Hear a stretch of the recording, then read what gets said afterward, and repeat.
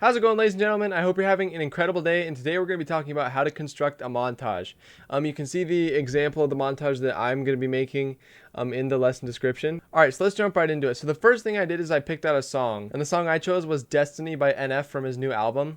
Then what I did is I started looking through all the clips that I recorded, and there are clips that you'll have access to as well, and I sorted them all out for you. But what I did is I started going through all of them one by one, and I started sorting them all into their own bins. And in this case, what I did is I put them each in their own folder, corresponding to the gun that I used. So like for the Kraber, I put all the Kraber clips in one folder, alternator, Spitfire, all that stuff. So I sorted them all out, and then I dragged them into Premiere. I imported them into Premiere, and then I put my song into Premiere as well. And then I just planned out my montage. I didn't do any kind of effects or anything like that. All I did is I just put my clips next to each other.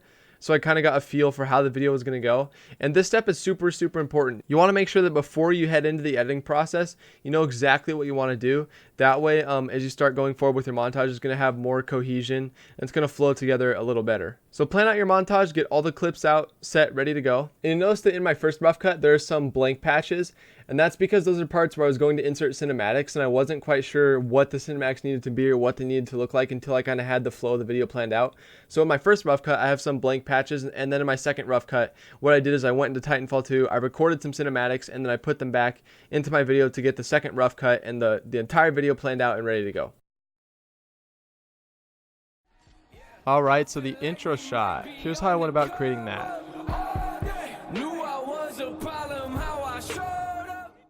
So first thing I did is I downloaded the Titanfall 2 camera tools from this guy on GitHub, and then I went into Titanfall 2 and I recorded some cinematics that I wanted to use in the intro of my shot.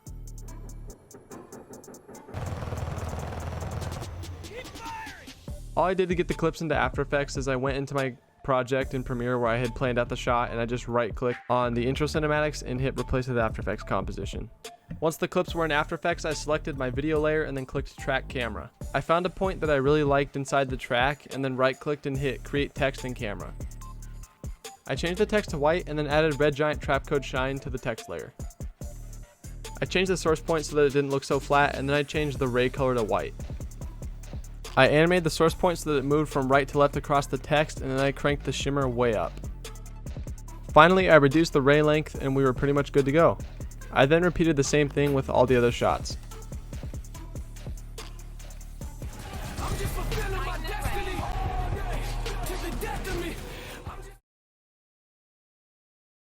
Alright, so this little segment was my favorite part of the montage, and it's actually really straightforward. So all I did is I have my clip here. Okay, let me mute these tracks. I have my clip here, and as soon as I scope out, what I did is I just made a cut, as you can see right there. I made a cut to the end of this segment, and then I right clicked and I hit replace with After Effects composition. Then if we go back into After Effects here and look at this composition, what I did is if we go inside this pre-comp here is my clip. So this clip right here is what was showing up right when I imported it into After Effects. And then what I did is I applied Twixtor to it. So you can see here I have a speed keyframe of 100%, and if we go forward, that slows all the way down to 20%. So it slowed down the clip. You can see we got slow motion going right there. I'll make the text invisible so you can see even better. You see it zooms out and then slow motion is happening.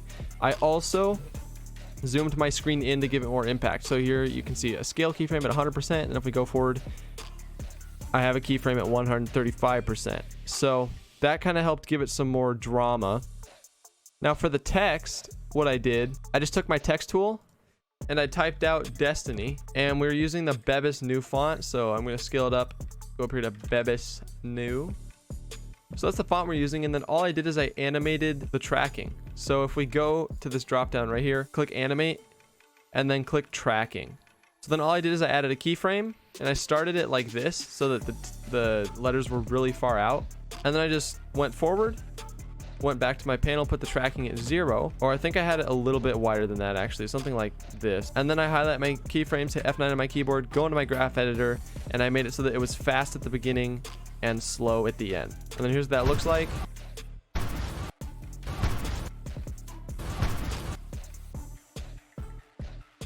Gotta make sure to turn on motion blur always. So that's what that looks like.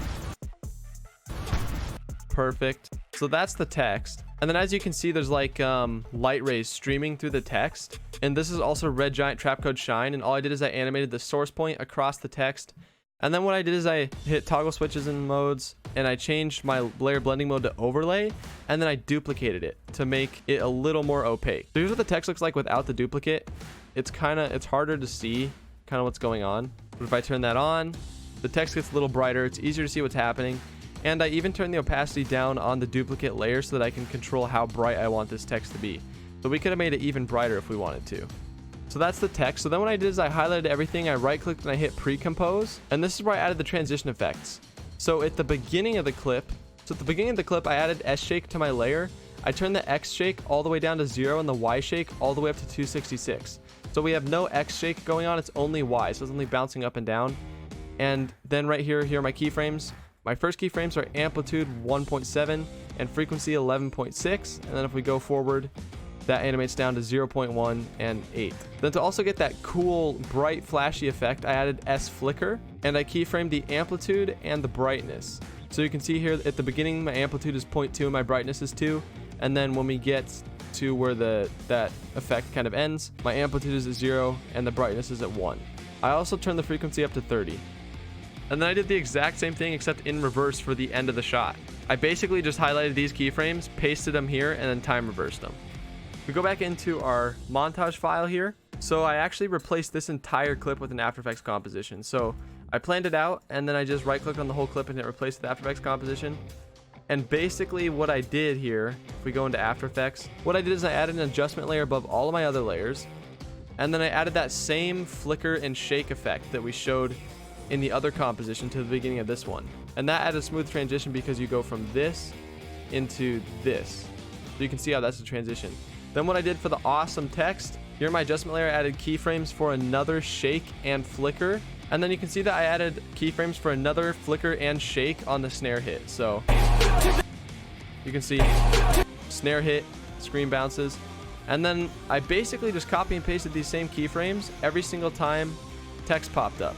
So to the, it shakes, death, it shakes, and then of me, I didn't shake there because there isn't as much emphasis on those words, so I chose not to add shake to those two words. Then at the end here, when I get the kill, we get that satisfying ding, and I make another shake and I make the text go away. So all in all, I love this sequence. And then the text is basically the same thing. It's text with the Bebas new font and Red Giant Trap Code Shine applied to it, and then I switched the blending mode to overlay on all of the text layers. So to recap, I added an adjustment layer. I added a flicker and a shake at the beginning of the shot. I added a flicker and a shake to the first snare hit. And then I added a flicker and a shake when he said to the and death. Then as soon as the ding comes in after I get the kill, I add one more flicker and shake and I make the text disappear. And that's all happening on an adjustment layer so that it affects all the layers beneath it.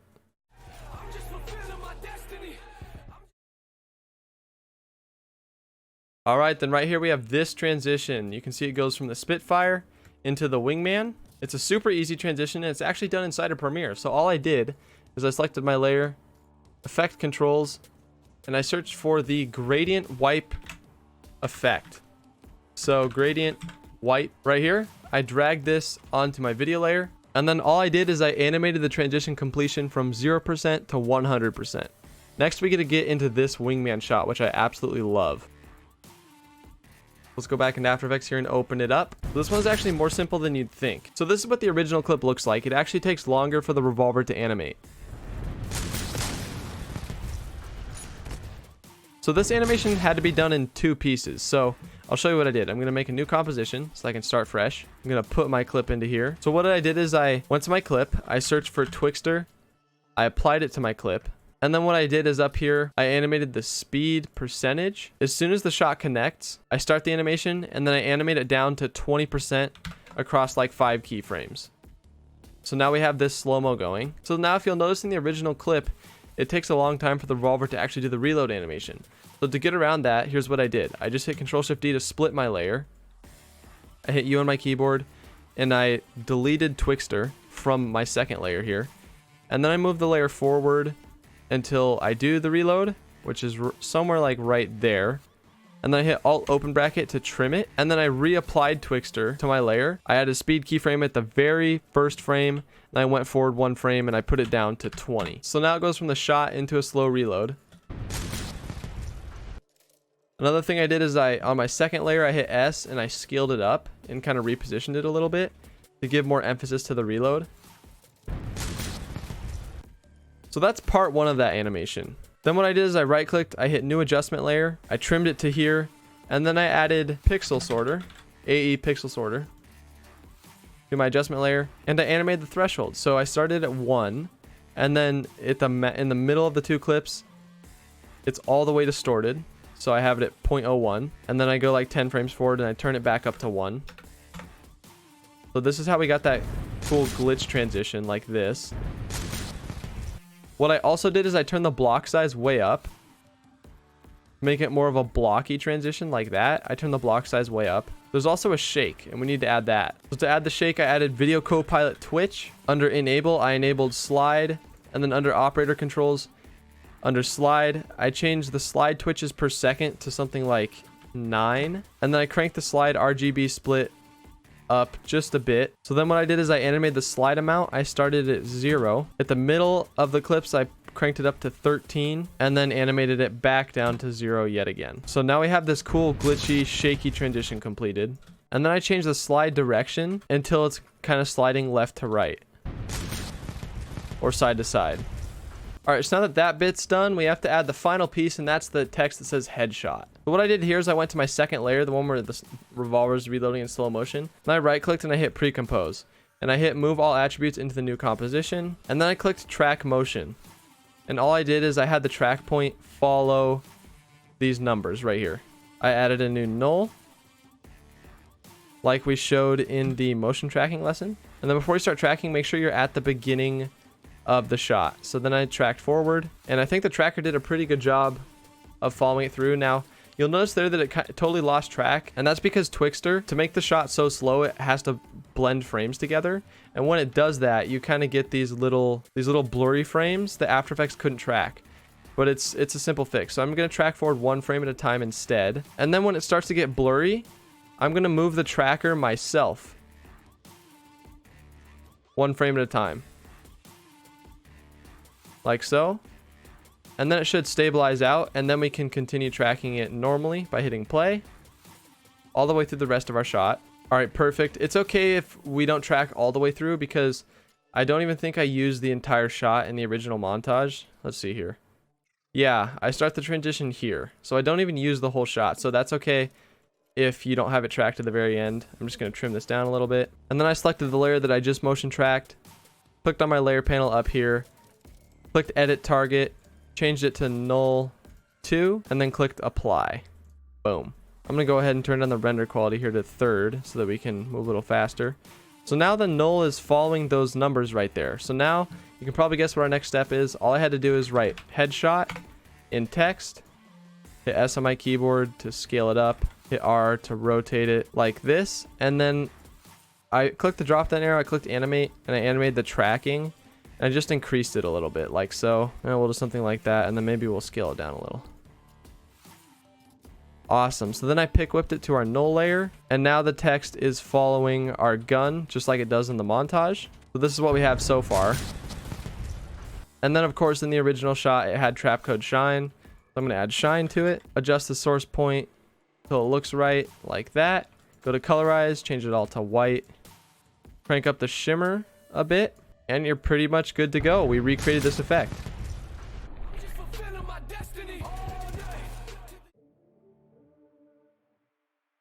All right, so the epic billboard effect, let's get into it. So, all right, so I got my clip here in After Effects.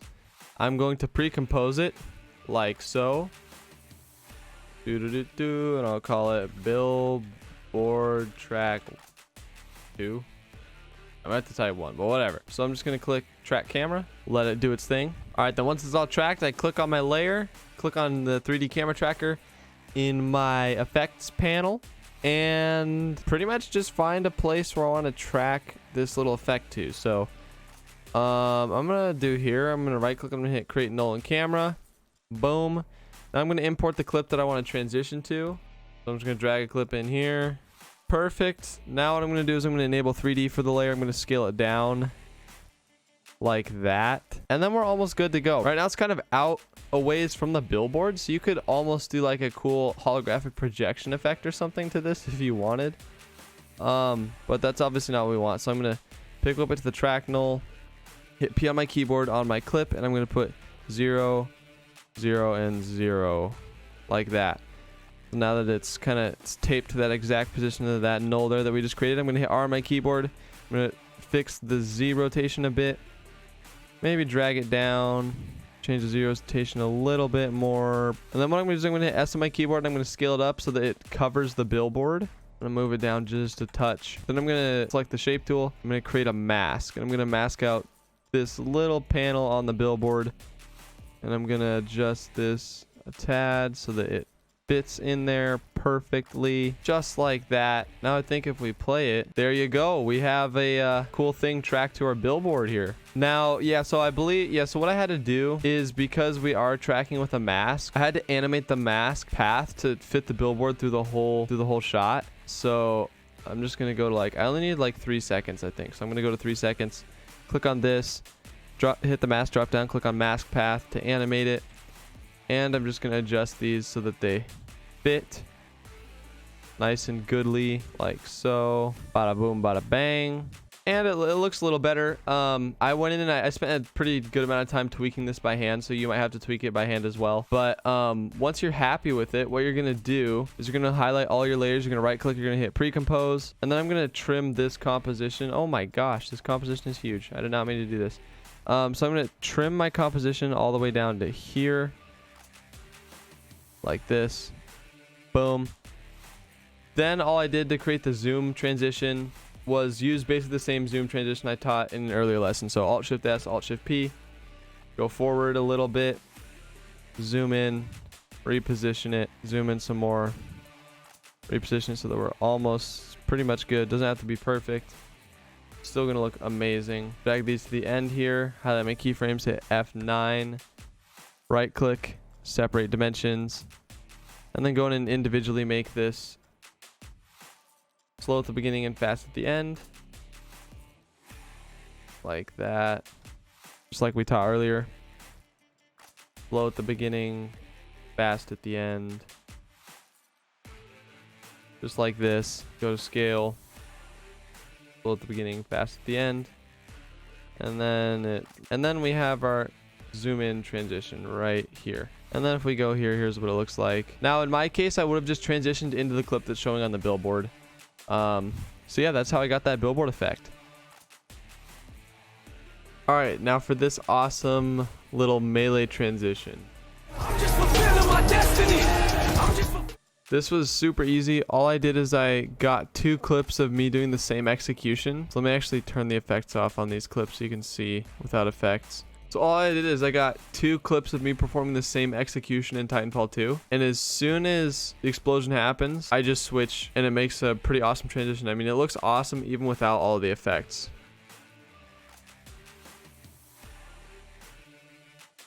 Looks pretty dope. So I'm always looking for similarities in what I'm editing to create cool transitions. For the flicker and the shake, it's kind of more the same that we've already talked about. On this layer I have Twitch, and then instead of enabling S flicker, I actually turned on light right here, and then under operator controls under light, I played with the light amount and light twitches per second. So we have a nice RGB split, and we have the light flashing, and then I keyframed it to go really bright right before the transition. So you can see here the Twitch amount is at 0, then if we go forward it's at 100, so it gets really bright for a second, then goes back down. Alright, so next thing I did is I imported my video file with the effects and transitions. No color correction or anything. I imported that into After Effects. And then I right clicked, I added a new adjustment layer. And I applied some color correction to it using Magic Bullet Looks and Red Giant Chromatic Aberration. I have a preset that you can download and you can apply to your video layer. So I'm just going to apply that right now. TF2, Montage, CC, and FX. All right, perfect. So that kind of mirrors the look of my video. Then for black bars, if you right click, you hit new, click solid, hit OK. With your solid selected, double click the rectangle tool up here. Double click one of these corners. Click, drag, and hold Control. And drag down like so till you get a good amount of the video layer kind of chopped off here. Then down here in your mask settings, if you check inverted, then boom, you have black bars. And then all I did to kind of play around, sometimes the black bars would get larger, smaller. All you do is you animate mask path right here, and then go forward 1, 2, 3, 4, or whatever, and then you can, you know, shrink it, and it'll animate in between the two like that. Yeah, that does it for how to create a montage.